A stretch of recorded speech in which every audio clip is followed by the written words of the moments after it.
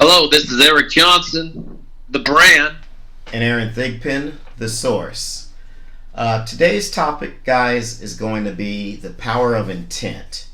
And what I mean by that is now that school is starting and summer is pretty much over for most people, everyone's got to make the adjustment to the fact that there's not going to be many games being played, at least not in the near future, and are going to have to get into a training mode. There's one way that you make this training mode pay off, and that's through intent. And what I mean by that is you have to really understand what you're trying to get out of your workouts, and you have to approach it with some vigor and with some intensity to really make it pay off. I know that there's a lot of athletes who show up to programs and they show up to practice and they just kind of go through the motions, and that's not going to be good enough. You're not going to get the results and the effects that you want if you don't really keep yourself dialed in into the intent of what you're doing and the outcome of what you want. There's no question about that, Aaron. I think, the intent, and as I see, our club guys go out and practice, and it's been great, because what's left now is there's not really any games going on or, scrimmaging because you're working in smaller groups. The competition of going to practice and seeing how good you can be that day.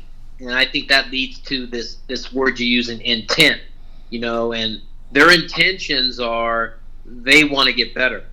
And I hope the players, listen to what we're saying today, because I think if they do, they can separate themselves from other people that maybe don't have that intent when they're training or practicing. Right. Yeah, I agree. And, again, I see it manifest itself in a lot of different ways. I mean, I've been coaching for 30 plus years now.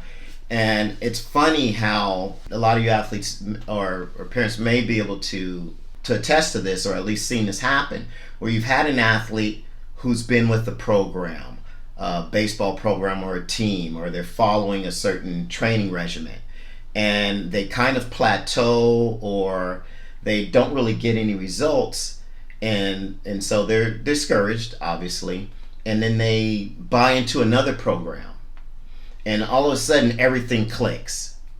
And I think what the athletes don't quite understand is that it wasn't that the change of program that really provided the results.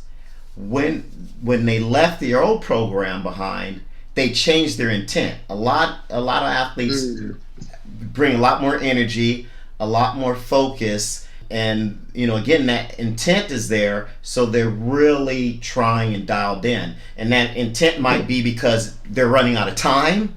Okay, yeah, right. Maybe there's something about the new program that kind of just really catches their eye and speaks to them.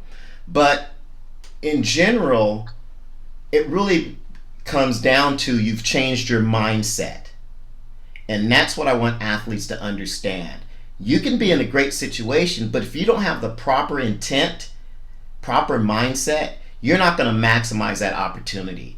And you may see this with athletes who travel from team to team to team and program to program to program. Right. And they're not being successful, and they're saying, well, hey, I've been in all these programs, but nothing seems to work. Well, right. It might be you. And again, right. it comes down to really what your focus is when you're involved in those activities and your intent. And again, I say this because I've been training athletes for a long time, and I've seen so many different things work on so many different athletes. So there's more than one way to skin a cat, and a lot of these programs are good. There's not a lot of bad programs. Yeah, there might be bad applications, but most of it starts with the athlete's own intent. Yeah, I agree with you. I think the mindset of being ready to compete, and if you have short-term goals, I think a lot of times you talk about mindset, Aaron, and when they have short-term goals, and today I'm going to do this because this is going to lead to a a better outcome, and they continue to do those short-term goals, and then they have long-term goals, it's easier for them to do that. So if they have some sort of mission or some sort of like, I'm going to accomplish this today, I'm going to stay to this, then all I see is athletes succeeding. I see athletes succeeding when they are intent, when they want to go out there and do it. And a lot of times in practice, I said, hey, our goal, being the leader, the coach, I might say, hey, our goal today, guys, is we're going to do this many times. And after we get done that, then we're going to try this, or we're going to have a competition amongst ourselves. We're going to pick, 2 teams, and we're going to have a game, and we're going to start with a 2-1 count. And that helps them with an intent. When you kind of set up these parameters ahead of time, and you say, hey, guys, let's do that. And I think this day and age, in COVID right now, that's a great way to go about it as a coach, is to do that, because it gives that athlete focus, and sometimes they come to you and say, hey, coach, I like what we did last week. Can we do that again? And then all of a sudden you got these guys dialed in, as you say. And that's a great environment for coaches to put together for athletes. But I also want it to come from the athlete internally, because what's happening now with COVID and the restrictions and maybe the less amount of contact that athletes might be able to have with their coaches and trainers and teams, they've got to be able to turn that switch on themselves, and they've got to be able to have that intent when no one's looking. Again, I see this a lot in a lot of the throwing programs. An athlete might not have as much success in one program, and then all of a sudden they go to another and they have this huge success, and really it's just because they've kind of bought into the new modality that they're going into, and they're giving it 100%.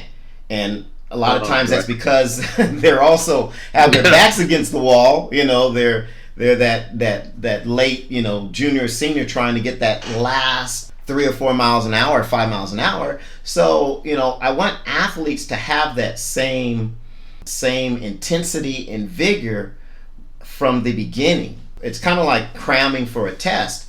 You're not always going to, come up with that passing grade. So I think if you have that intent from the beginning, and you're consistent with that intent, I think you're going to see the results from whatever coach or program that you participate in, whatever team you happen to be on. Yeah, that makes a lot of sense, Aaron. I think that's a consistent point, that coming from the athlete, it's much better. They have what we call skin in the game, where they're vested, and I think another quick point before we wrap it up is that players have to invent themselves these days if they want to be recruited, and having that intent allows them to invent themselves to the recruiters that are looking for them to be a prospect. So I think that's a good point, Aaron. Yeah. Well, that'll wrap it up. Today was the power of intent. It takes no talent to have that. It's a decision. So everyone can do that.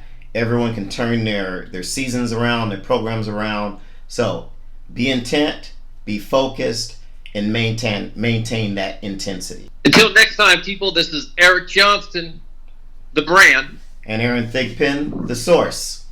See ya. See you next time.